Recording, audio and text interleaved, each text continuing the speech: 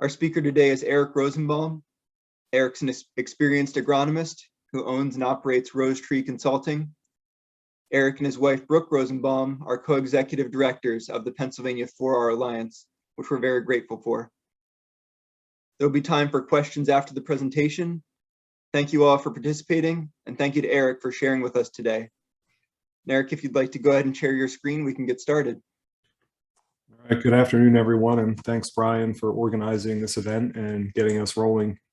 So I'm going to start this presentation here and go through a PowerPoint slide for the majority of our talk, and then I'm going to jump out of the PowerPoint slide and jump into a couple of different programs and just show you some nitrogen modeling and zone management type decisions that farmers are making in your area. So I'm going to start with the PowerPoint presentation, so I'm going to share that.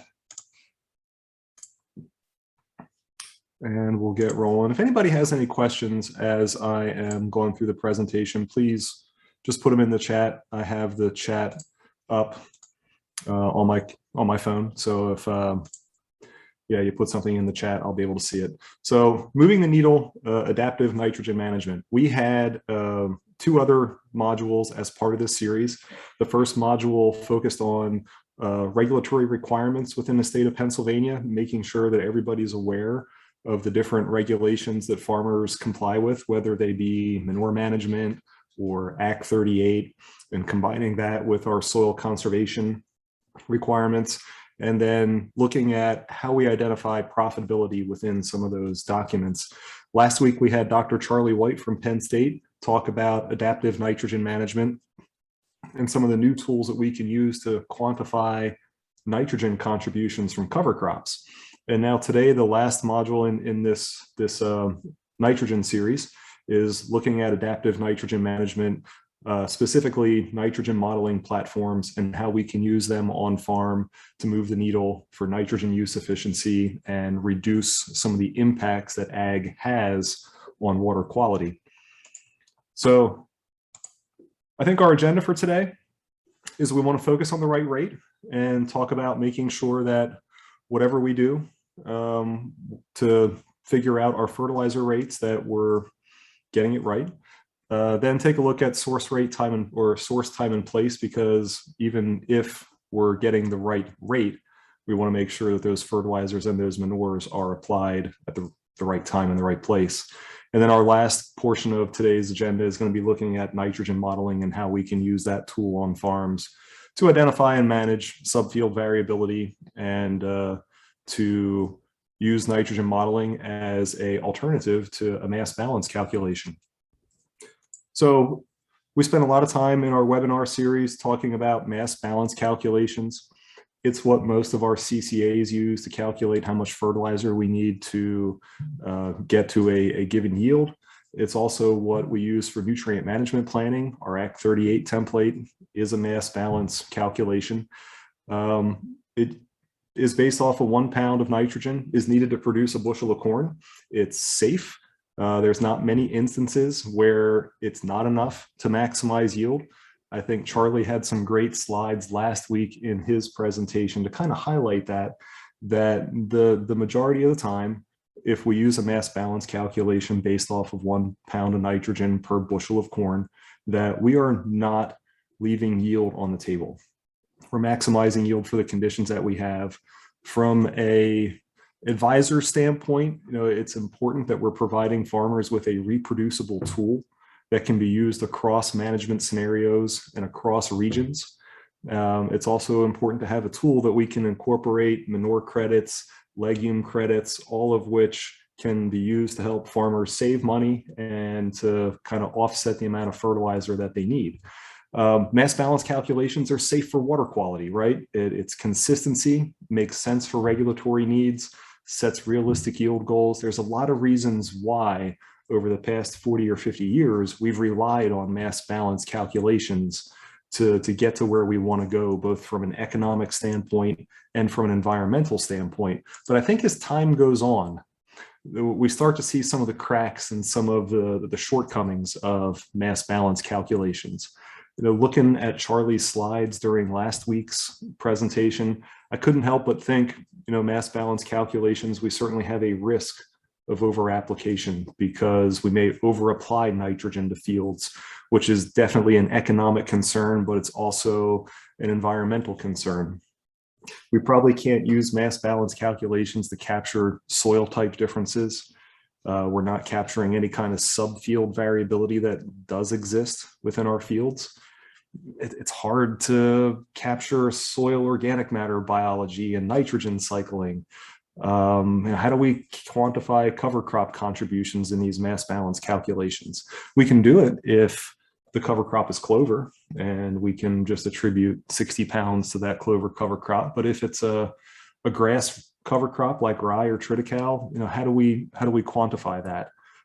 Charlie had some good slides last week kind of outlining that depending on how you're managing a cover crop, the termination dates matter to looking at nitrogen contributions from that cover crop.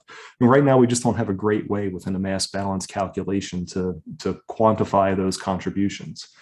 One thing that always kind of perturbs me about the mass balance calculations that we use, particularly in our Act 38 programs, is that it assumes fertilizer nitrogen is 100% available, which as you go through the calculation, manure is not 100% available, but yet fertilizer is. And I think we know from the modules that the 4R Alliance has put together on fertilizer management that 100% of a fertilizer that we apply is not available. So there's a shortcoming in a mass balance calculation with that assumption. Knowing that the fertilizer is susceptible to all the loss pathways, just like manure is, we've got volatilization processes, we've got denitrification, leaching, you name it. Every loss pathway that happens with manure also happens with fertilizer. We really struggle to figure out how to address that within a mass balance calculation. And the list goes on and on as to maybe some of the shortcomings that a mass balance calculation has, but yet over time, they've been consistent, helpful calculations for us to use to get farmers kind of in that ballpark of where they need to go with nitrogen management. I also feel like we're at the point where it's not just good enough to be in the ballpark, like we need to be on the playing field. And some of the ways that we're going to move from sitting in the seats to being on the playing field is by looking at adaptive management and some of the 4R strategies that are out there for you to use. Any adaptive management tool, I think we need to keep in mind that it's not going to eliminate the potential for over-application of nitrogen. We're still going to be looking at avoid, control, trap strategies throughout everything we do with nitrogen. Just like the mass balance calculations, where we're looking at avoid, right? We do a mass balance calculation to avoid over-application. We're going to be looking at implementing adaptive management to avoid over-application. It's the same thing. We're still in that avoid strategy. Control. In our avoid, control, trap strategy, control is going to come from 4R time, placement, and source. And trap is going to come from cover crops and buffers. Those strategies are still needed for us to reach our water quality goals that we want to get to. Adaptive management strategies, if they're done right, they include environmental interactions. And those environmental interactions are going to continue to be the driver in nitrogen use efficiency and environmental loss. So as we go through this presentation, just keep that in mind that we're looking to implement BMPs along the 4R strategy that's going to maximize nutrient uptake. When you sell a farmer a pound of nitrogen, we want to make sure that that pound of nitrogen gets into the corn crop, that it's not lost. And we want to try to mitigate any kind of losses that may be occurring in our fields. So what adaptive management is. Adaptive management is science-based approach to fine-tuning nutrient rates. We're talking about making sure that we're doing soil testing, that we're doing plant analysis, that we're doing anything that we can to get to that field-specific or subfield information. We know that soil types are going to vary by field. They're also going to vary by subfield. Adaptive management strategies are going to be able to take some of that into consideration too. Charlie talked last week in his cover crop mineralization calculation, the importance of sand in his calculation. And for a lot of the adaptive management strategies, soil characteristics like sand, like clay, like organic matter content matter when it comes to figuring out the right rate of nitrogen that we're going to apply to a specific place. And adaptive management strategies generally are able to incorporate variables like weather and growth patterns into our decision making as well. What adaptive management is it's not always precision ag. Okay, that's an important thing that I want you to understand too. Charlie's example last week of that cover crop calculation, great example of adaptive management, not necessarily a precision ag practice. Adaptive management is not always more expensive. It's not for large farms, and it's not one size fits all. All right, when we think about adaptive management strategies, we're really looking at that field by field approach, just like you would look at from a mass balance calculation, right? You do your nutrient management plan, or you calculate nitrogen rates for your customer, and we are looking at field by field recommendations for that farm. Adaptive management is still looking at field by field, but it's giving you the option to go subfield, right? Which is an important option for us to have when it comes to the overall ability to manage nitrogen and reduce losses from our ag fields. So PSNT, still a valid tool, right? If we're talking about adaptive management, we got to start way back with PSNTs, probably the first adaptive management strategy that we had. 20 years ago, when I was just getting into crop consulting, we did a lot of PSNTs, and it was mostly on tilled soil where people had a lot of manure and were willing to delay their nitrogen applications to a side dress. And we don't have a lot of people that fit that category anymore. We don't have a lot of people that till. The majority of our customers are no-till. A lot of them have cover crop situations, and PSNT probably not the best tool for that situation, right? We need something else. We need better tools. So the PSNT is still out there. You may be able to use it in some situations. That soil nitrate, which is what the PSNT is, maybe it's just the timing of that tool, right? Maybe we can use a nitrate test at different times to get to the same answer. And that's something that intrigued me about nitrogen modeling, is that you can do a pre-plant nitrate test and use that as your base for establishing some decision-making in terms of side dress rates later in the year. So while the PSNT was probably the grandfather of adaptive management, we're still able to use that tool just in a different way with some of our current strategies. So moving on, technology. Technology has really provided a lot for us to move from just a general PSNT to where we can do subfield management, right? And it's kind of like, you know, if you watch Antiques Roadshow, and it says that this has been brought to you by so-and-so, or this show has been made possible by the following individuals. Well, for subfield management, like, subfield management has been possible because of these 5 things, right? We could not have subfield management if we didn't have GPS units plus the correction signal. And for those of you who may not be familiar with what the correction signal is, the correction signal is just a paid service that a farmer will pay for. And it basically allows them to narrow in that GPS signal so that it knows whether it's on the left side of your laptop or on the right side of your laptop. And that correction signal is important when we're looking at precision placement of seed, or if we're looking at precision placement of fertilizer. We need to have both the GPS unit and the correction signal. So without those 2 things, adaptive management as we know it today would struggle. Rate controllers, that's what goes on your corn planter to adjust the rate of seed as you drive across the field. Remote sensing imagery, another tool that we really need today with our adaptive management platforms. Soil and canopy sensors, we're talking about NDVI. Charlie had a slide in his presentation last week where he was using a handheld green seeker. That's a canopy sensor. We have soil sensors that are attached to corn planters. We have canopy sensors that are attached to sprayers. All that information can be gathered and brought into a precision ag platform to help farmers make decisions. And those precision ag platforms, the ones that we use today, the software and computing power of those platforms is just phenomenal. The ability to bring in multiple layers and crunch that numbers and come out with a prescription for you for variable rate seeding or variable rate nitrogen application is pretty cool. So technology has really paved the way for us to do adaptive management. And without these 5 things, it'd be very difficult to do subfield management today. So I just wanted to bring that to everybody's attention. before we go into an in-depth conversation on some rate, 4R rate and getting the rate correct, I wanted to back up and just have a couple of slides in here to talk about source, time, and place considerations. I think probably rate is what most people focus on. But in order to get to the right rate, we need to make sure that we have the right time in mind and that we also know the place.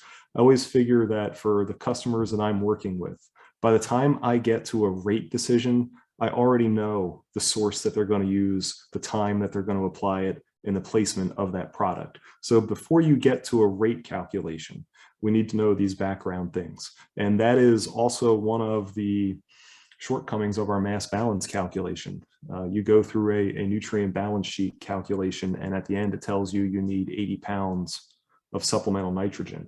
It doesn't really give you any indicator of what source you should be using, what time that nitrogen would be most effective, and at what place you should put it. So we want to make sure that as you're advising farmers that you're taking source, time, and place factors into consideration when we're figuring out the right rate for farmers to use. So talking about source, first decision that we have to make is dry fertilizer versus liquid fertilizer. These are choices that farms are going to make based off of per unit pricing. So as the cost of fertilizer changes, they're going to price out what a pound of nitrogen costs in liquid UAN versus what a pound of nitrogen costs in urea, or what it costs in ammonium sulfate. And those are going to influence what choice of products the farmer will use. They're also going to make that source choice based off of other nutrient needs, the equipment they have available, the planned placement, the planned timing of that application. Some choices like starter fertilizer are set. This corn planter that we see here in front of us that has liquid starter fertilizer on the corn planter, they're going to use liquid fertilizer, right? They're not going to change that. That is set. Other choices like split nitrogen applications, it may be an in-season decision as to what kind of product they use. Addressing other nutrient needs. So the use of ammonium sulfate, the use of ammonium thiosulfate to address sulfur needs is increasing. We use ammonium sulfate in dry blends. We use ammonium thiosulfate in liquid blends.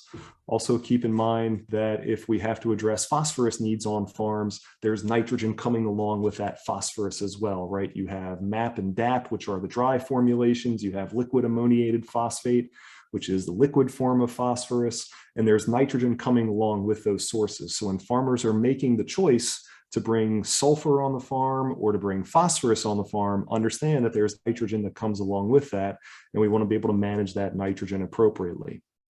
Stabilizers, always a good tool. I think we did a lot of work on stabilizers in one of our previous modules with TMAC, the ag retailer located here in Reading, Pennsylvania.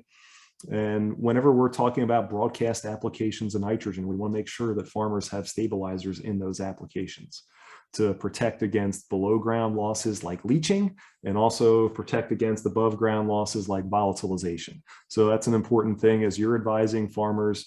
If you ask them how their nitrogen is being applied and they tell you a broadcast application, we want to make sure that there's a stabilizer there. And when we're talking about source, I think we'd be remiss if we didn't talk about cover crop selection and management.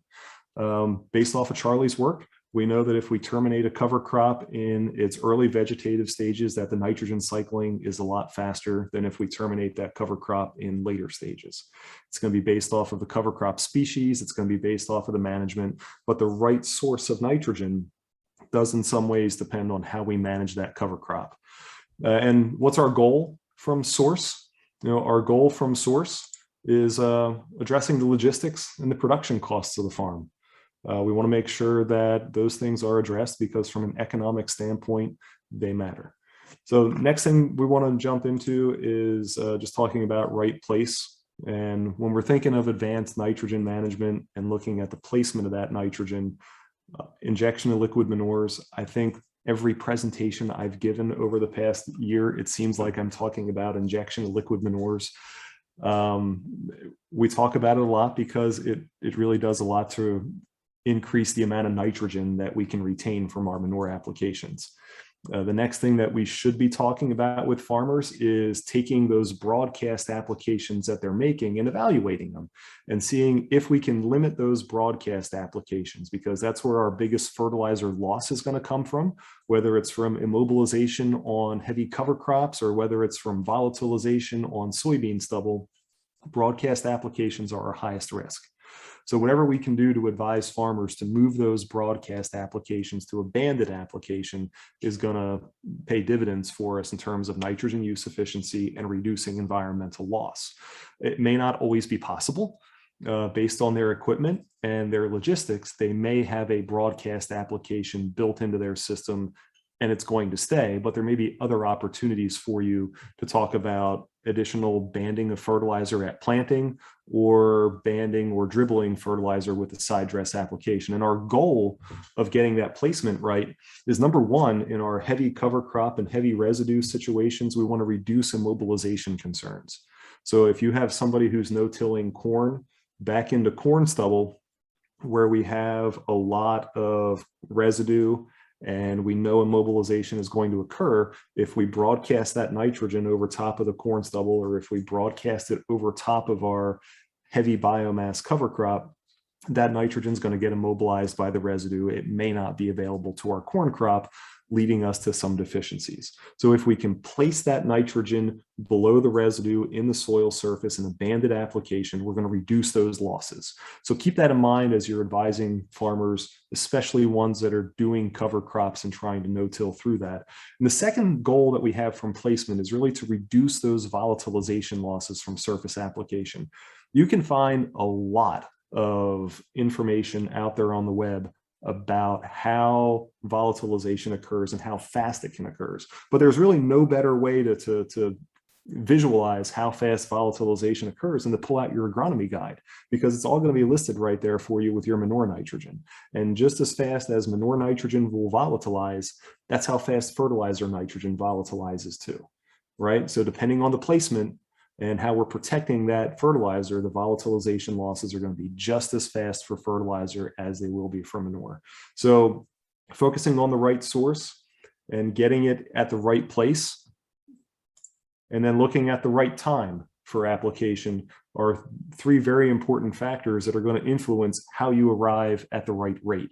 So timing is pretty simple, right? We're looking at applying nitrogen when the corn needs it. And the tools that we're going to use to get that timing right is we're going to split apply our nitrogen. We're going to put some on at planting.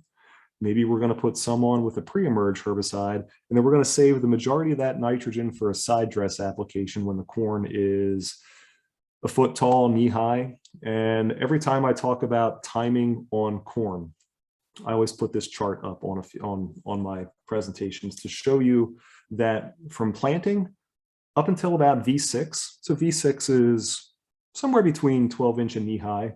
So between planting and V6, you need about 25 to 30 pounds of nitrogen to keep that corn crop going. From V6 until tassel, you need about 7 to 8 pounds of nitrogen per acre per day. You have that exponential growth curve. And that's where we want to focus our nitrogen applications. We want to make sure that by the time that corn crop gets into that exponential growth phase, that we've got enough nitrogen in the soil readily available for root uptake. That's going to come from split applications. That's going to come from stabilizers. It's going to come from getting the rate right as well. So keep that in mind. Always keep that nitrogen curve in the back of your head when you're advising farmers on how to manage their nitrogen. Cover cropping, definitely want you to keep that in mind when we're talking about fall, winter, and early spring applied manures. Sometimes the right time to haul manure is the only time they can haul manure. And so we need additional practices to help protect that uptake. And cover cropping is one of those tools that we can use. So our goals from timing BMPs, we want to limit the exposure of nutrients to the environment. And we want to address site-specific problems that may arise from manure hauling or may arise from different soil types that they have. So one story I think I'd like to tell you kind of brings all this together is I had met with a dairy farm customer the other week, and we were talking about how we were going to manage his fertilizer applications for next year. He's a 1-year small grain silage, corn silage rotation. So by the time you get the small grain silage off in the spring, you have about 10 days to haul the manure and plant corn and get it in the ground as fast as you can. And really on the other side in the fall, when you take corn silage off, we've got about 10 days to get all the manure hauled and get the small grain silage in. And what we're noticing in his soil tests, that as time goes by, his potassium levels are sliding down, and he's at the point where we need to inject supplemental potassium into his system. And we're looking at when we're going to do it, like what is the right time in order to do it. And we came to the conclusion that the right time was in a nitrogen top dress application when the corn was at that V5 to knee-high stage. We weren't confident that we had enough time between small grain silage harvest and corn planting that we could do manure planting, corn planting, and supplemental fertilizer applications. We also didn't want to put our potash on in the fall, because if we put our potash on in the fall, the rye or the triticale is going to have luxury consumption of potassium, leaving our corn crop deficient. So we knew that that right time was when the corn was in the ground, and really the best time to do it based off of his equipment and based off of his workload was to incorporate that into a top dress application. So what he ends up doing now is he takes dry nitrogen, urea, we blend it with ammonium sulfate to get his sulfur source. We add a nitrogen stabilizer to the urea to stabilize it and protect it from volatilization losses. Then we add our potash right in with that application. And when he goes out to top dress his corn to meet those nitrogen needs in that split application, we've got the potash application right there. So just things that we're doing out in the field to help, to help farmers. It's a right time story. It's a right source story. And that's the kind of the way 4Rs work. We're going to be pairing multiple BMPs and decisions to improve the overall use efficiency on that farm.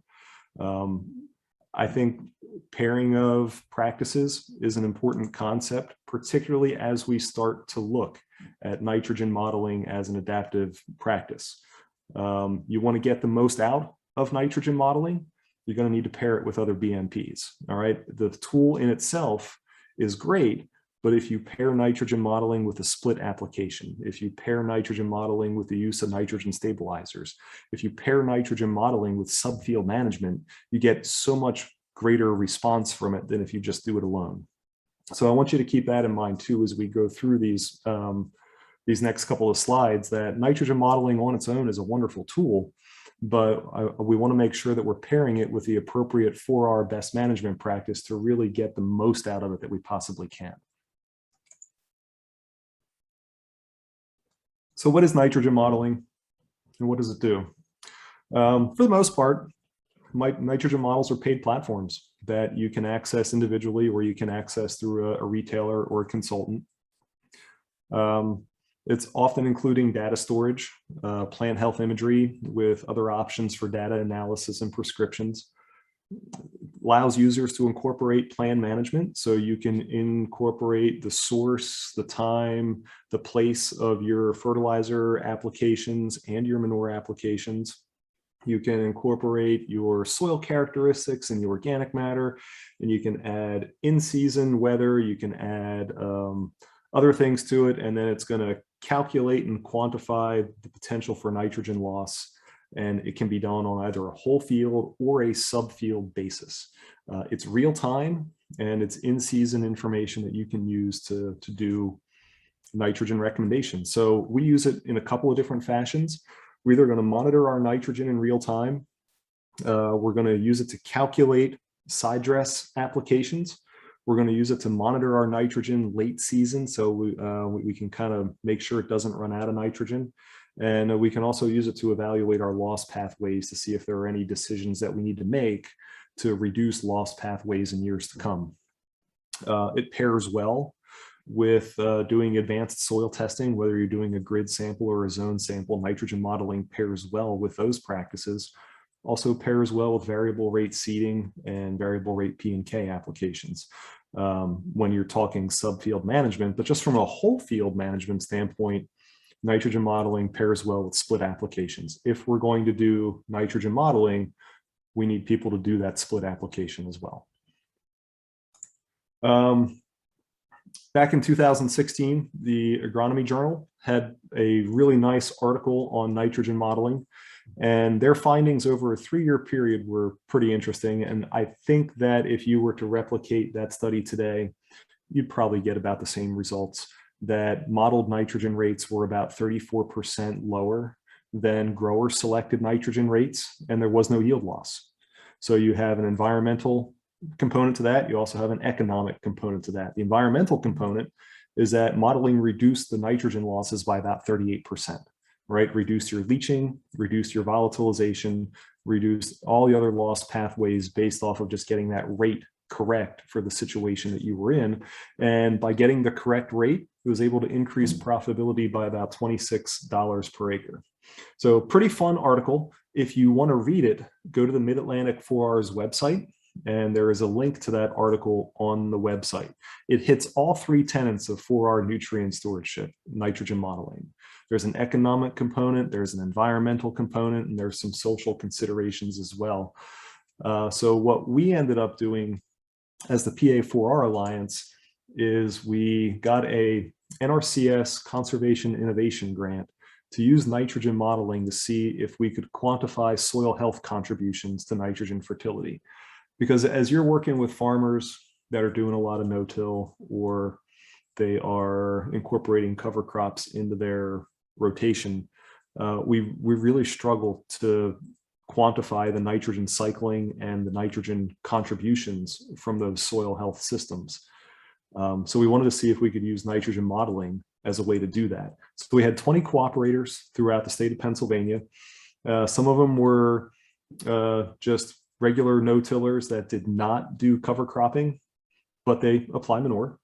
Some of them are continuous no-tillers that are harvesting their cover crops. So these are dairy farms that are planting rye and triticale in the fall, taking that rye for silage, and then they're putting more manure on. And then we had some participants that were just growing a cover crop for green manure, and then they were coming back with manure applications. And we wanted to be able to see in each of those scenarios if the nitrogen model could capture some of those soil health contributions and also capture the manure contributions and give us a recommendation on nitrogen that was just as good as what a mass balance calculation would be, or a little bit better than what a mass balance calculation would be. So the platform that we used for this project was the Granular Platform. And as our project is still wrapping up, we're in the final stages of getting yield data put in and crunching the numbers. So we will at some point over the next couple of months have a webinar just on our SIG and the outcomes of that SIG. But today I wanted to kind of go through the process of nitrogen modeling and how to get it set up and how we use it on farms. And just to get you thinking about how you might be able to use it with the farmers you're working with and how it might be a useful tool for not only the economic purposes, but also for the environmental purposes as well. So the Granular Platform, it's actually two platforms that we use. We use one called Granular Insights, which is the farmer-facing app on your phone or the website. And that's where you can go and you could enter data at the field level, and you can do whole field nitrogen modeling through that Insights platform. And the other platform is the Field 360 platform, and that's background information. That's where we draw in all the yield data from combines or from choppers. We can create multi-layer zones, we can make prescriptions, and we can manage nitrogen, not just on a whole field level, but we can bring that down to a subfield level as well. So, continuing on that theme of pairing 4R BMPs, we're pairing nitrogen modeling with split applications to get that right rate and right time. But if you want to get the most out of a nitrogen model, we want to be able to do that subfield management so that we can get the right place. Okay, so we're pairing nitrogen modeling for timing and rate, and then we're pairing that with subfield management to get the right place. And that's what Field 360 and Insights kind of brings together for us, is the ability to do both. So I want to start off talking about Field 360 for a little while. I have a couple of slides on that, and then we're going to jump back into Insights and talk about nitrogen modeling. So first thing I think I would ask is why zones? If Field 360 is a platform that is designed to create zones for subfield management, why are we talking about subfield management? And this field right here is a good example. So this is a Lebanon County field, Lebanon County farm, 90 acres. It was once 24 separate fields. And we used to have 24 separate soil tests for this farm. And a couple of years ago, it became one field, one crop unit. Can't tell where the old field boundaries are anymore. So we need different tools in order to manage the variability that's within this field. Because you would have some strips that had a pH of 6.2. You would have some strips that would have a pH of 6.8. You would have some potassium levels that were 87 and some potassium levels that were 187. And when the fields were combined, we lost the ability to manage all those things individually. So we need different tools. This is happening more and more, right? Small fields are getting combined into larger units. We see it all the time. I'm pretty sure each of you on the webinar see it too. It's the trend here in the Mid-Atlantic region. There's definitely advantages for farmers to do it. Operational efficiencies are pretty much the biggest. Today's equipment is a lot bigger than it was back in the day. These strips, I don't know if you can see my mouse, but there's a series of strips that go from one all the way down to the barn in the southwestern area of the field. Those strips are 120 feet wide. And that worked out great when we had 40-foot sprayers and 6-row corn planters. Now we have 12-row and 16-row corn planters. We have sprayers that are 100 to 120 feet, and 120-foot strips in this situation just didn't make sense for that equipment. So a lot of advantages just from an efficiency standpoint to combine all these fields into one farm. There's definitely risk. We see increased gully erosion when people combine all these fields into one unit. There's the loss of site-specific management. Like we used to be doing precision farming on this one when we had 24 fields in 90 acres, and now it's just one field. So we lose the ability to manage sites specifically. If you talk to the farm, you say, why did you do it? Why did you combine all these fields into one unit? They're going to say, oh, well, the distance from our farm, our equipment size, crop acreage splits and the amount of corn versus the amount of soybeans and wheat that we want to grow. And really our precision ag tools allow us to do this. They're doing continuous no-till. They're putting some cover crop in here, and they're looking at precision nutrient applications. So they have the tools in place in order to manage subfield and to take these smaller fields and turn it into a larger unit. So for those of you who write nutrient plans, even though it's one field, 90 acres, by the time we get done breaking it into zones, it's like we have field 1, zone A, field 1, zone B, and it's the same calculation that you would do in a mass balance calculation. So why zones? There's economic reasons why we want zones. We want to be able to manage this field in a subfield manner because we can reallocate inputs to where they're most needed and give the farmer greater return on investment. We want to manage in zones because it allows us to identify low yielding areas where we have a higher risk of nitrogen loss. And maybe we can treat those areas separately. There's also a social integration to why we want to do zones. Integration of technology. It's what gets young people excited about being farmers. We see it a lot with our customer base. The younger generation is super excited to get into technology and use technology to make decisions. And that's definitely a driver in why they're adopting precision ag. It's part of their quality of life, right? Technology is just the way that they live. And if it drives excitement, it's going to drive adoption. So that's why we're seeing more interest in zones today. So zone creation in Field 360, step number 1, right? So I can talk to you about zone creation in Field 360, and you're going to go and you're going to use a Truterra platform, or you're going to use a GrowMark My Fields platform, or a Climate Field View platform. And each platform is going to be a little bit different in terms of how it brings data in, how it manipulates that data, and how it spits it back out to you to make management decisions. As we go through this, I'm just sharing with you what the Granular Field 360 platform does. But a lot of what the Granular Field 360 platform does is the same for some of the basic things, right? And one of those basic things is establishing field boundaries. When you're establishing field boundaries that you're going to use to make management decisions, get them accurate. Exclude your waterways. You can see down in the southern portion of this field here that there is a waterway that separates the smaller part of the field from the larger part of the field. You got to break that out. Okay, you can't have a waterway within your field boundary, or else you're going to get errant data across the whole spectrum. We have to take out high tension electric towers. We have to take out access roads. All these things are going to have an influence in how those zones are created, particularly if we're using remote sensing imagery to delineate those zones. So step number one, no matter what platform you're using, spend the time to get these boundaries accurate. It's the biggest issue that my team has in dealing with yield maps and making prescriptions, is getting the boundaries accurate. Next thing we want to do within Field 360 is we're going to import mapping units. This happens automatically. Once you establish your field boundary, you wait a few minutes, and the program is automatically going to draw in the soil data from the Surgo website.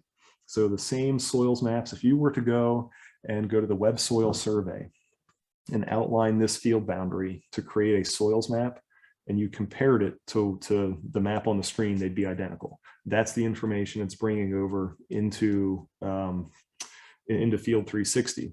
So one of the questions that we should ask is, every time we're adding a layer to our boundaries, is what management can be based off of this layer, right? So if I had just a field boundary, what management am I basing off of that layer? The answer is nothing.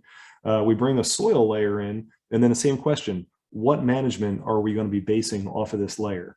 And here in the Mid-Atlantic region, with the accuracy of these soil maps or the inaccuracy of those soil maps, you should do nothing with this layer. We want to bring it in. It's important because from a nitrogen modeling standpoint, nitrogen models are going to take the soil characteristics, and they're going to take the depth of soil. They're going to take the sand, silt, and clay and other characteristics of that soil and incorporate it into the nitrogen modeling calculation. But that doesn't necessarily mean that it's incorporating the mapping unit boundaries into that calculation.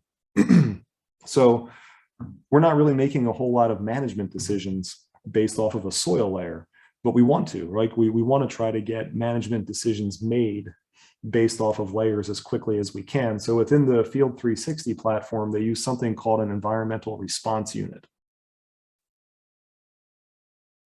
An environmental response unit is something that the program automatically brings in. And what it's doing is it's taking that soil layer and it's overlaying LiDAR with it. So LiDAR is just a satellite version of topography. And it's taking that LiDAR layer, it's overlaying it with the soils map, and it's redrawing your mapping unit boundaries. The underlying soil data hasn't changed. We're still dealing with a Duffield or a Hagerstown soil. We're just redrawing those boundaries to where it makes more sense.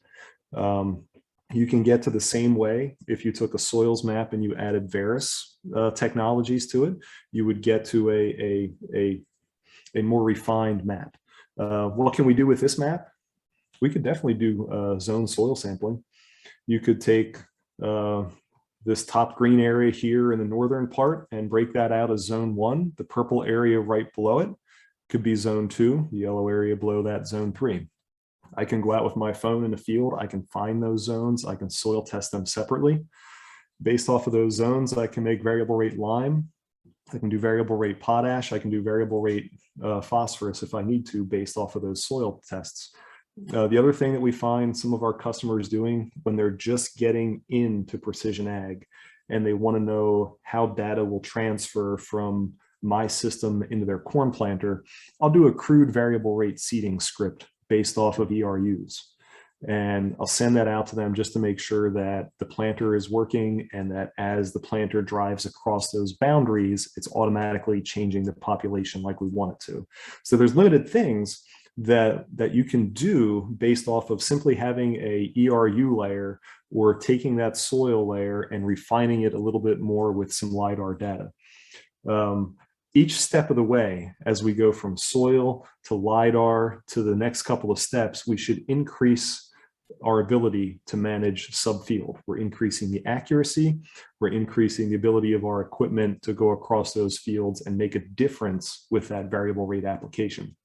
So the next thing we're going to bring in the Field 360 platform is we're going to bring in harvest data. We can bring in Veris data into the Field 360 platform. We can also bring in some satellite imagery.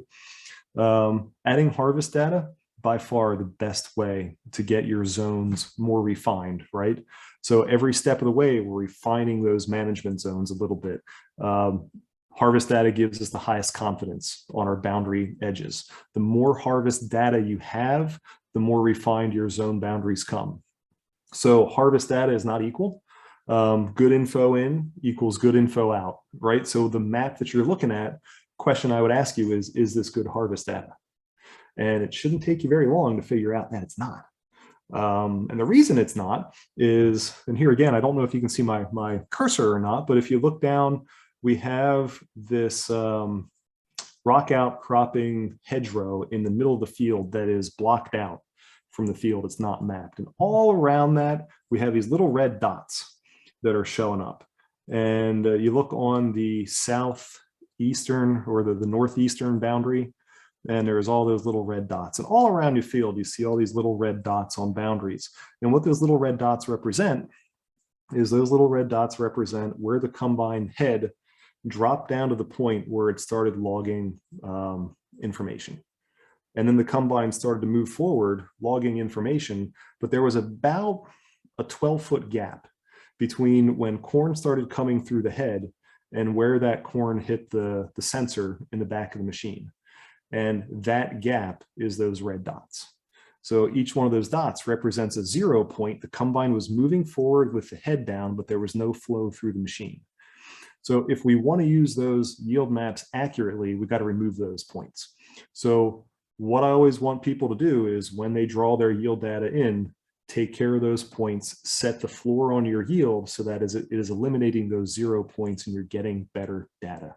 Right? Because the whole point in using harvest data is to get good information in so that we can make good decisions on the other side. But what can I do with this data? If somebody just handed me their yield card and said, hey, go do something with this yield data, I can do variable rate P and K applications just based off of this map, right? You can take the yield for any point, and we have these dark green areas down here in kind of the western area of the farm. And you can say whatever the yield is for that point, I'm going to multiply it by 0.3, which is the pounds of potassium that's in a bushel of corn. So I can take yield times 0.3 equals the amount of potassium I need to offset crop removal. I can turn that into a script. They can go out and spread fertilizer to offset crop removal of potassium. I can do the same thing with manure. I could take those dark green spots and I can say yield times 0.4 pounds of phosphorus per bushel of corn is this amount of phosphorus. I'm going to divide that by my poultry manure analysis, and I'm going to make a variable rate script to apply poultry manure on this field. All that stuff can be done simply from a harvest map. But I want to go farther than that, right? I want to be able to take that harvest map and I want to be able to overlay it with my soils maps and my ERU maps. And that's what we have here in the next slide here. We're going to take that harvest data. We're going to turn it into a harvest zone map, right? So we're going to take the higher yielding spots of the field and the lower yielding spots of the field. We're going to break them out and call them separate zones. The red right there in the western part, the northwest part here, that's where an old hedgerow used to be. So they took the hedgerow out and planted corn, and we should probably go and pull a separate soil test there to figure out what's going on. But the yield's bad. Where the hedgerow used to be, just south of the hedgerow, the yield's really good. So that's why those are delineated out separately. So we've got that. We've taken our raw data, we've turned it into a harvest zone, and now I'm going to overlay that with my ERU layer to create more refined zones, right? So all we're doing is we're taking our soils, which we've redefined the boundaries with our LiDAR data, and now we're looking at yield differences within those soil zones. And we're looking for, let's call them spatial inequities within an ERU.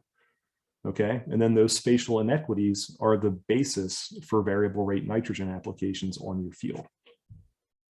So, and that's how you can take information in from different zones and get to where you want to go. What can I do with this map? Well, I can zone soil test it. I can go and soil test the green areas separately from the purple areas and separately from the white and the red areas. I can do variable rate seeding. I can do variable rate nitrogen. The more years of data that we bring in, the more refined this map will become over time. One thing that I think we want to watch out for when we're talking about variable rate application is the ability of our equipment to respond to that variable rate application. So if you have some areas over here, and we have this blue area on the eastern side, the CKB mapping unit. That area is big enough that a fertilizer spreader can respond to it as it's driving across. And if we go directly west, we've got a yellow lobe that hangs down between the green area and the purple area. My fertilizer spreader can respond to that. No problems going up here in this purple DFC mapping unit. But if we go directly north of the DFC mapping unit, there's this little, almost little triangle and dog leg that appears between these two purple mapping units of DFC. That is not something that a fertilizer spreader is going to be able to capture and differentiate with a variable rate application. So you have to watch some of these little offshoots. There's one down here in this DFP green zone. Over here where our old hedgerow used to be, we have a lot of very thin and narrow zones. There's no way our equipment is able to variable rate in those narrow zones. So to take a map like this, we're about 70% there, 80% there. Now we just need to fine tune this map to the width of our application equipment so that we can do variable rate fertilizer based off of zone management. So, but this map gets you to where you have a lot more confidence that the spatial variability, the soil inequities in that field have been captured to where we can do some variable rate applications. Next way that we want to talk about doing zones in Field 360 is by doing satellite imagery. So almost every service that you're going to use these days has the ability to give you satellite imagery. It's great for directed scouting.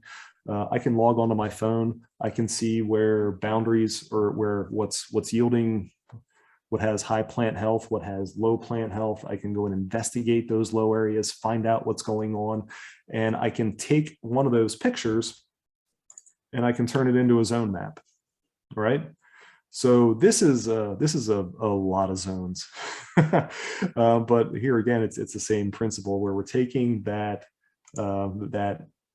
plant health imagery map and we're teasing out the spatial inequities that exist within a soil type or that exist within the field, and we're combining some like areas and separating that from things that are statistically different, and we're creating a map that is much more refined with our zones. But the question always is, what can I do with this data? Like we just spent the last slide talking about how my fertilizer spreader can't react fast enough to some of these small areas, and now I just created a map that is full of small areas. This map is probably impractical for variable rate fertilizer application, but it could be a really good option for variable rate seeding.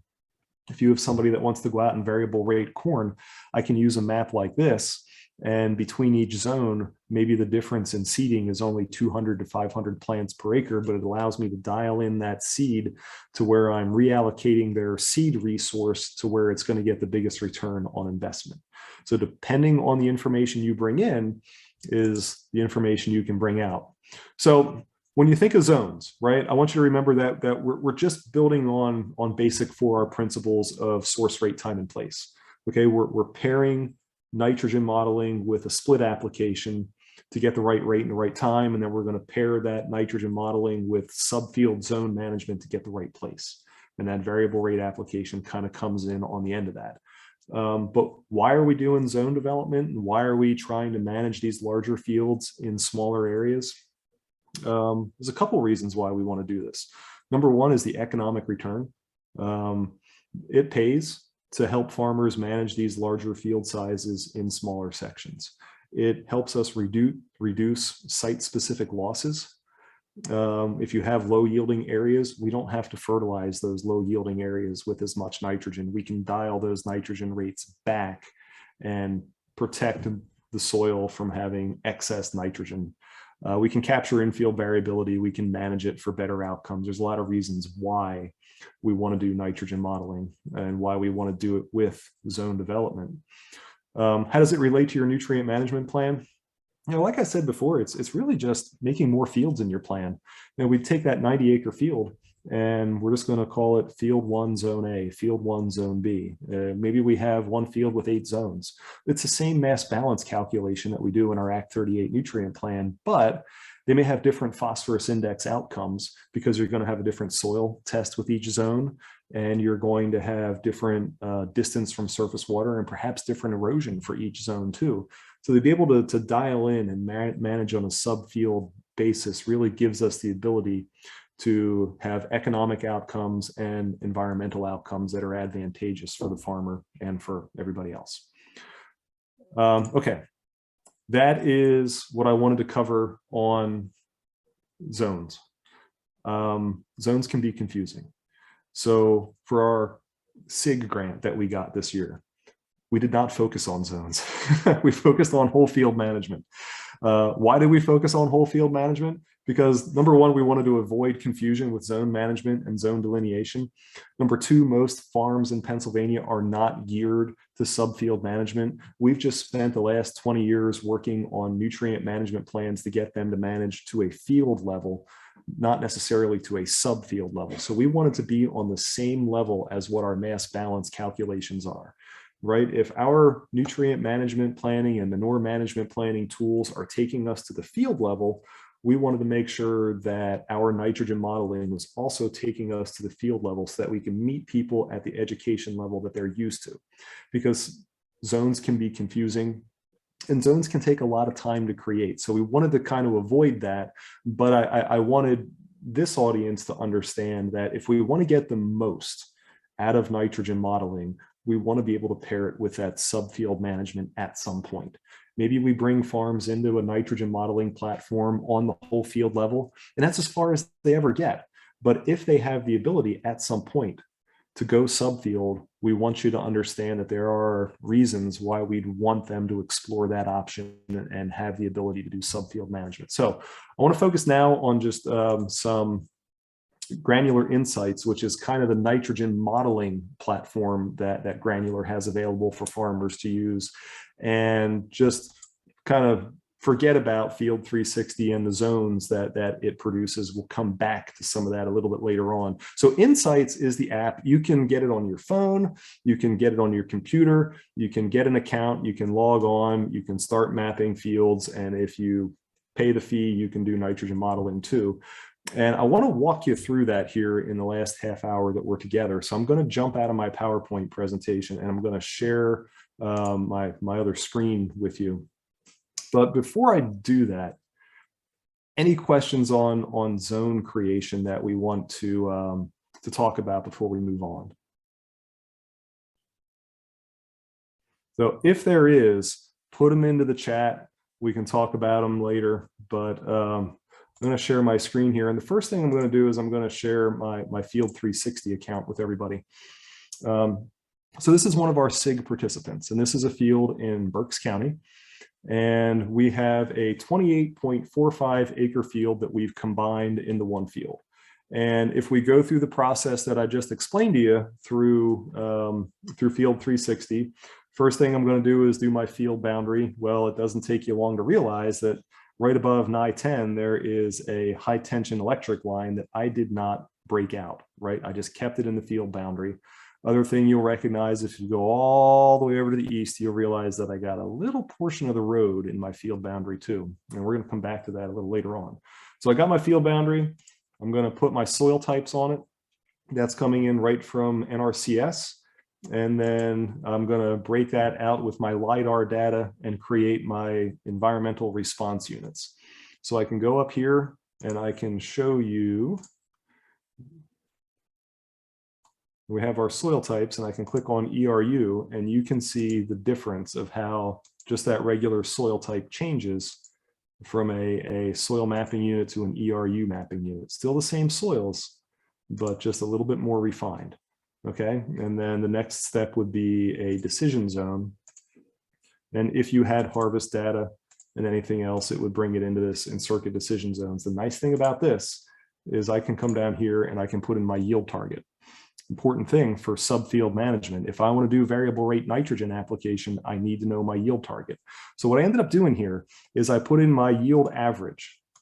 And the yield average in my nutrient management plan is 175 bushels to the acre. And what the program is telling me that if I'm going to achieve my 175 bushel yield average on this field, that my yield range is going to be from 98 bushels to 258 bushels. And I don't look at that and I say, that is the absolute truth. This area down here is only going to yield 98 and the area right next to it's going to yield 258.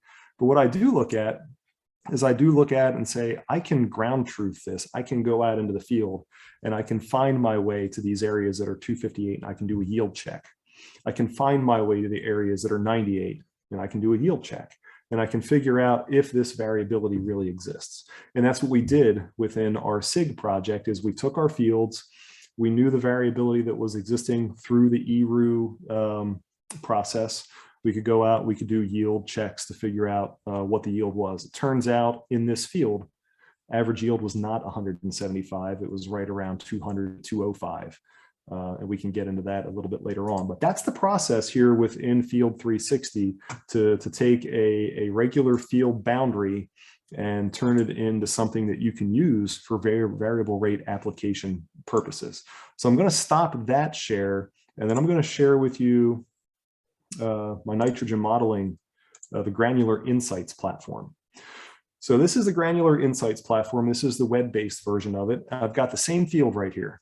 All right, this is our NI field 10. And if you look down here, we have the aerial image from May 18th. Everything looks okay. Corn was just planted. Corn was actually planted on or around May 18th. But I can zoom up here and check out a June 16th aerial image.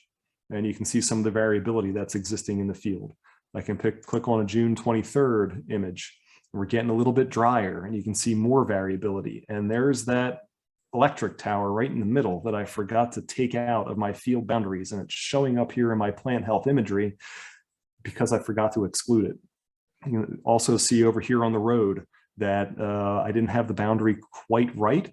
And the road is influencing the plant health imagery on the first 50 feet. So getting those boundaries correct is really important if we're using remote sensing data to make decisions.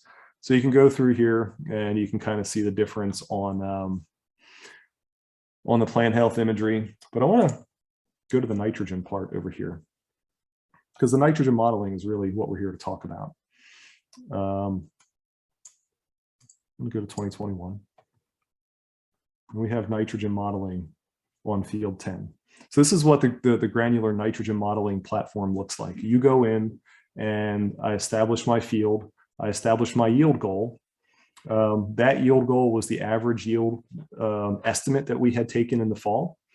I put my relative maturity in there because relative maturity is important. If you have a 109-day hybrid versus a 102-day hybrid, those growth patterns are going to be different.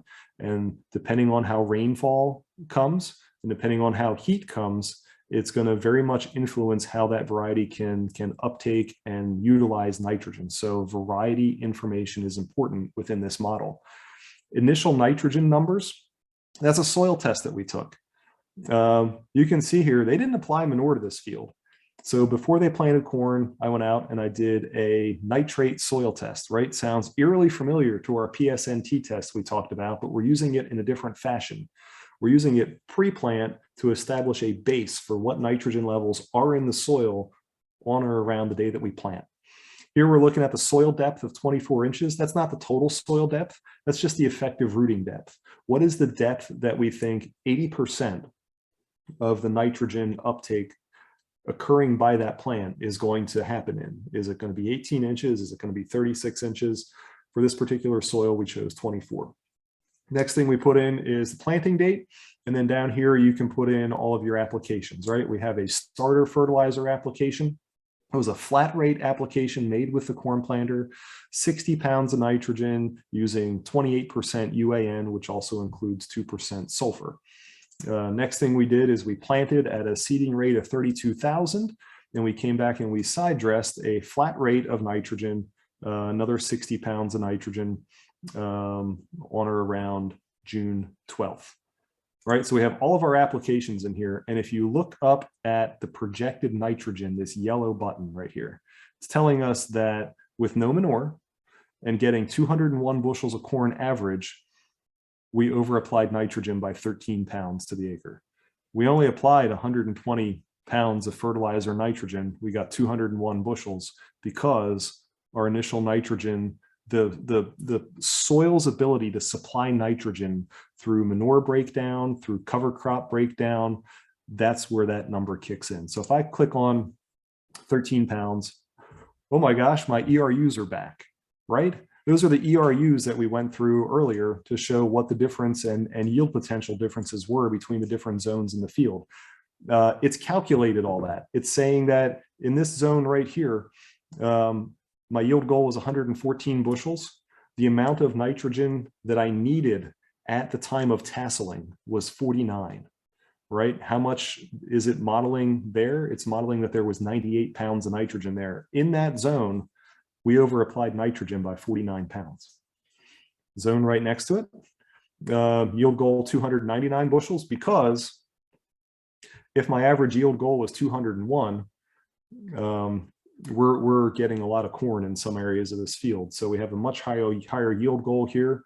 We needed to have 130 pounds of nitrogen in the soil at tassel. We only had 107. We were deficient by 23. Probably should have fertilized these zones a little bit more, right? But because we were doing a flat rate project, we didn't do variable rates based off of these zones. But you can see in each of these zones here, we overapplied nitrogen by 21 pounds. Here we underapplied nitrogen by 23 pounds. Here we underapplied nitrogen by 23 pounds. All in all, across the whole field, we overapplied by 13, right? So down here, total planned nitrogen, 120 pounds, yield goal, 201 pounds. My nutrient management plan, my AC 38 nutrient management plan on this field was telling me to apply about 160 pounds of nitrogen in the form of fertilizer. So if I compare my AC 38 plan versus this is telling me that, I saved 40 pounds of nitrogen by using the nitrogen model on this farm. Part of that is because we took that soil test and had that pre-season nitrate number. So down here at the bottom, I've got a graph, right? And the blue lines here indicate when rainfall occurred. The brown line indicates what my nitrogen levels were that were modeled. And my target right here, that's tassel, right? At tassel, we want a certain amount of nitrogen in the plant to assure ourselves that that plant has enough nitrogen to produce the yield that we think it can. So our nitrogen applications are these yellow circles here, and it's saying we applied 60 pounds of nitrogen on May 18th. It's also saying that we planted on May 18th, saying that we side dressed nitrogen on June 21st. Those dates matter. When you're doing a nitrogen application or a nitrogen model, we've got to get those dates right. Because if we don't get those dates right, on June 21st, I applied 60 pounds of nitrogen.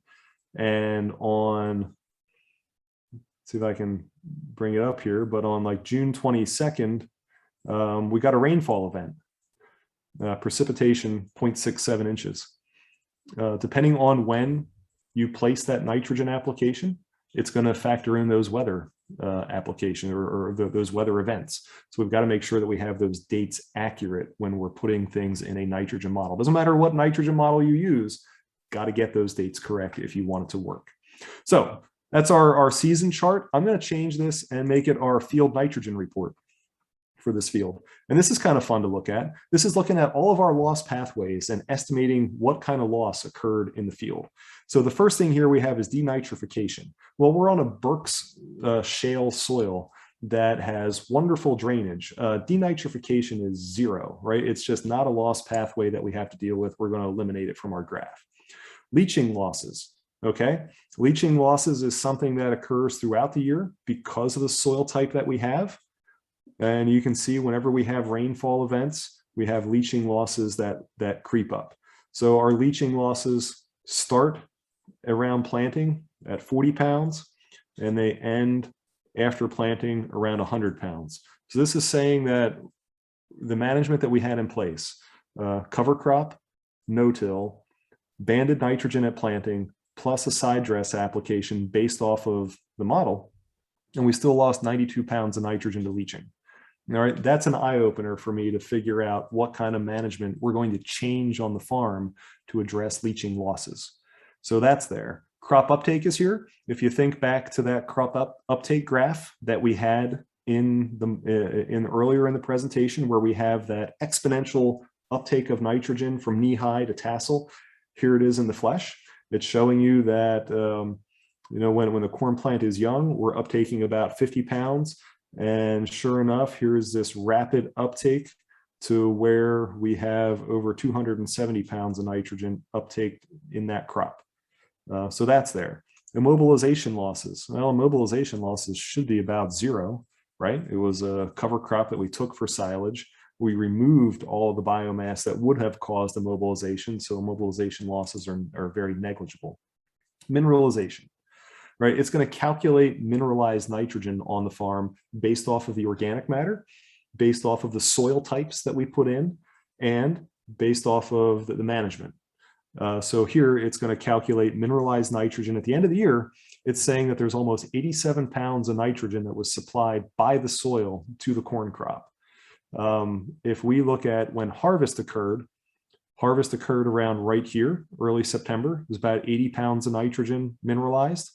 After harvest, up until now, we've got about another 8 or 9 pounds of nitrogen that has mineralized, because mineralization doesn't stop when the crop is removed, right? Mineralization is a process that, as long as the soil temperatures are warm enough and biological activity can occur, we're going to get mineralization losses.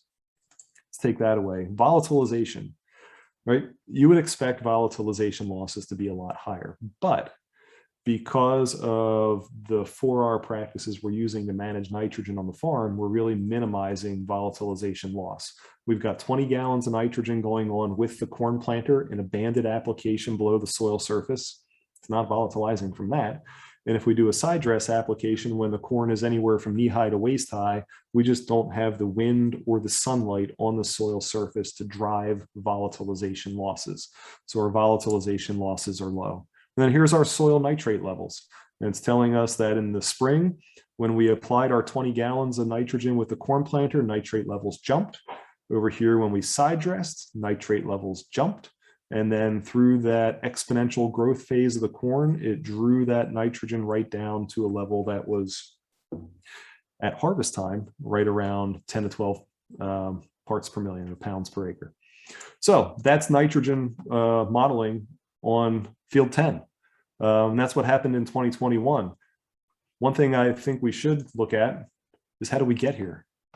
And for that, we're going to jump into 2022 and just talk about how we build some of the things within the model. So I've got my NI field 10 right here. We're going to do nitrogen modeling again next year on this farm because it saved us about 40 pounds of nitrogen. First thing I'm going to do is I'm going to go in here and put my yield goal in. This year we had 201 bushels of corn. Am I going to put 201 bushels in here? Probably not. I'm going to go with my 5-year average on corn yield. We want realistic yield goals, and you're just going to punch 175 in here, and you click save, and it'll save that information for you. I'm not going to save it because if I do save it, it's going to churn and churn and churn, and I'm not going to be able to show you some of these other things. Next thing I can do is I'm going to go over here and add variety. So what's my planting date? Well, I'm taking rye silage off, and I'm probably not going to plant till mid-May. So variety, let's just pick a variety, right? I'm going to go with Pioneer 1077. And I'm going to go down here and I'm going to pick that hybrid. Why is that important, right? As soon as I pick a variety, it's going to bring in the growth pattern of that hybrid so that it knows at a certain growth stage the plant is taking in this much nitrogen. If I don't know what variety they're planting, I'm just going to put in CRM 109. And then it's going to give me a generic variety that is a 109-day hybrid. I'm going to put in my seeding rate, 32,000 seeds per acre. I've got my event as planting. And you know what I'm going to do right away is I really liked that starter fertilizer that we put in. So we're going to do that too. So 518, it's going on with our corn planter. It's a flat rate application. I'm going to go down here. I'm going to choose my 28%. I know it's going on at 20 gallons, which is about 60 units of nitrogen. My method of application is with the corn planter. So I can choose either shallow injected or surface banded, depending on which I feel is more appropriate. So based off of their coulters that they have on the corn planter, I'm going to go a 4-inch injection. Are they using an inhibitor on this? They're not. So I'm going to choose none. And then my event name, I'm going to say that is starter nitrogen. So I can add that in, right? Other thing I can do is I can add a new event, nitrogen event. And we're going to say that this nitrogen event happened on today, right? November 9th, 2021. What was it? It was manure. I can put all my manure in here, right? My composition, my nutrient composition, my potassium, organic nitrogen, first year organic nitrogen, all that comes right from your manure analysis. You can put all that in there, and you can you can do manure applications and manure availability. For our project that we did for the SIG, we did not do that. What we ended up doing is just going down and choosing the generic dairy slurry.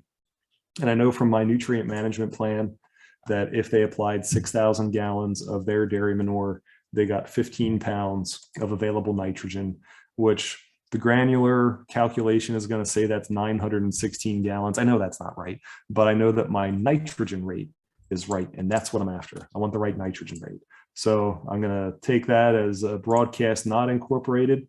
So if I go back and I change this to 6,000 gallons, actually I'm going to change this to 6,000 gallons.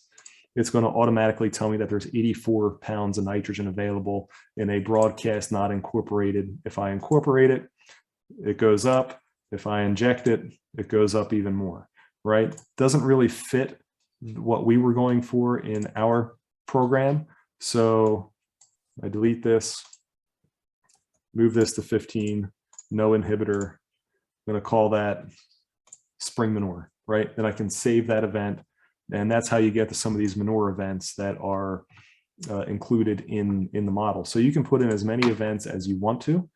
I can put in starter, I can put in pre-emerge, I can put in side dress, I can put in foliar applications. I can pick any product that I want to. If they're using a 624-6 pop-up fertilizer, we got that. If they're using ammonium sulfate dry fertilizer, we got that too. So you're able to go in and customize, like not just like customize their car insurance like Liberty Mutual, but you are able to customize nitrogen fertilizer recommendations for their farm, right? So I'm going to go back to 2021.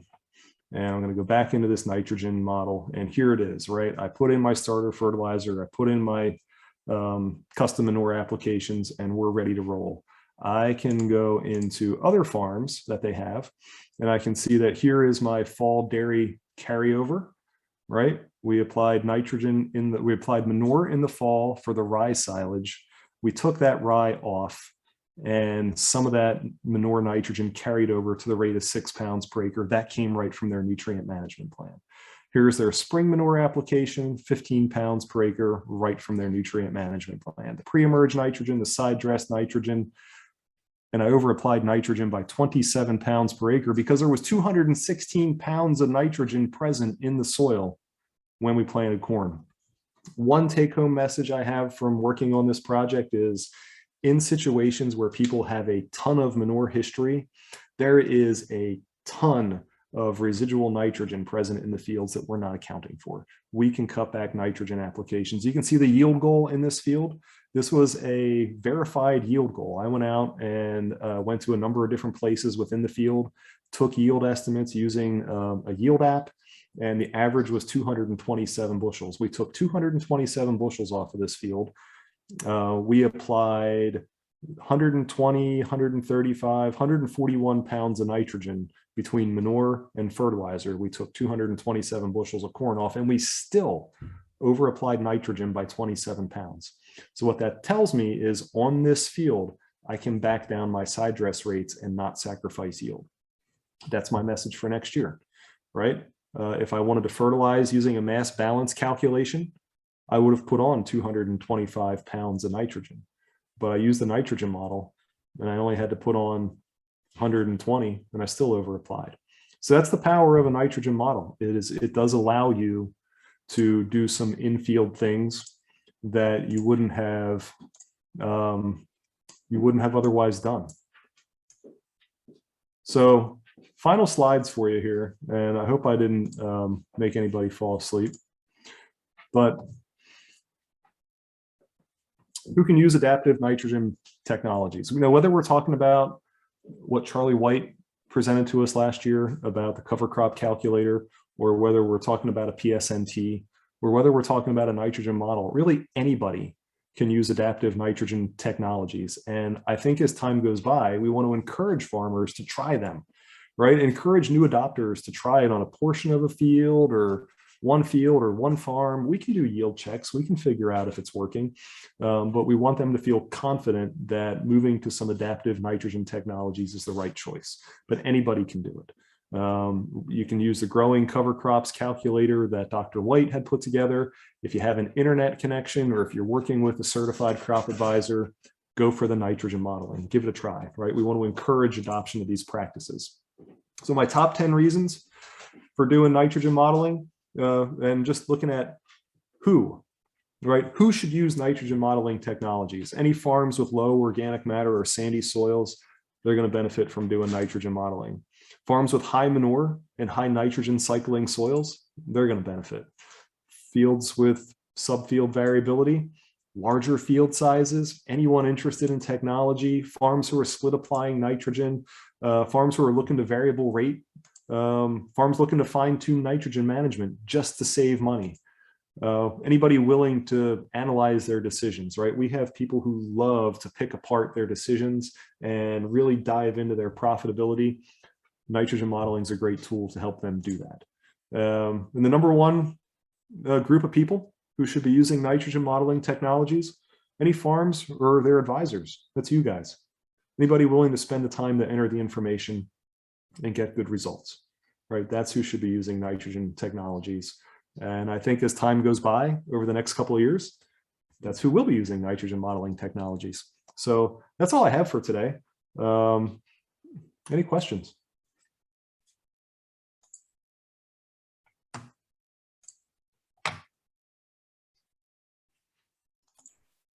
So either I've put everybody to sleep or you don't have any questions. Super eye-opening. Thank you as always, Eric. Yeah, always great to have you speak, always learn a ton. We will have this presentation as well as the other presentations in the webinar up on the Mid-Atlantic for our YouTube page, and I'll get that link to everyone. It looks like we do have a question for you, Eric, in the chat there. Yeah, are these subscriptions expensive? It depends on the subscription that you're using. So there's a handful of them that are on the market. The ones that I'm most familiar with are obviously the granular system, but Yara has Truterra and what used to be the old AdaptN system that's available as well. Expensive is a subjective word, right? I hate to not give you a good answer on this, but if you look at what fertilizer prices are and what corn prices are, you know, for a bushel and a half per acre, you can do nitrogen modeling. That the cost is manageable. So, and they're annual, right? So I couldn't go into 2022 for Hetrick Dale's Nye Farm Field 10 because we didn't pay for it yet. But we can go in and we can start adding the background information. It just won't go live until we hit the pay button. But yeah, we find that the best approach to get farmers comfortable with the technology is to try it on limited acres. To talk to somebody and say, hey, I think you should pay for a nitrogen model on all your corn acres is probably a very hard sell. But to go to them and say, you know, you've struggled with field 3 for the past couple of times that it's been planted to corn. Let's spend a couple dollars and see what the model says. That's a great way to get people in the door on modeling and to start the conversation. Most of the farms that we work with, the value of modeling comes from constant communication and making sure that when the model reruns, that at least every week we're sending them a report, or we're giving them a phone call and we're saying, hey, do you see what just happened? And giving them an update and talking about the whys and the wheres and the whens.